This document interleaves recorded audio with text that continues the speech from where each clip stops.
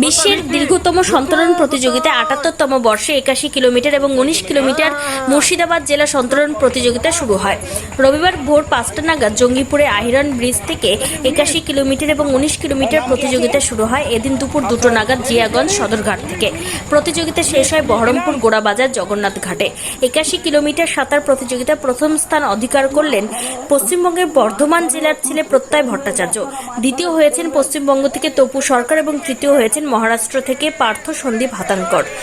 পাশাপাশি পুরুষ বিভাগে ১৯ কিলোমিটার সাঁতার প্রতিযোগিতায় প্রথম হয়েছেন পশ্চিমবঙ্গ থেকে গৌরব কাভেরি, দ্বিতীয় হয়েছেন মহারাষ্ট্রের বেদান্ত যোগেশ গাঢাক, তৃতীয় স্থান অধিকার করেছেন ত্রিপুরার নয়ন দে। এছাড়াও ১৯ কিলোমিটার সাঁতার প্রতিযোগিতায় মহিলা বিভাগে প্রথম হয়েছেন পশ্চিমবঙ্গ থেকে বিশাখা ধারা, দ্বিতীয় হয়েছেন পশ্চিমবঙ্গ থেকে অস্মিতা কর্মকার এবং তৃতীয় স্থান অধিকার করেছেন পশ্চিমবঙ্গ থেকে ঈশিতা সাহা।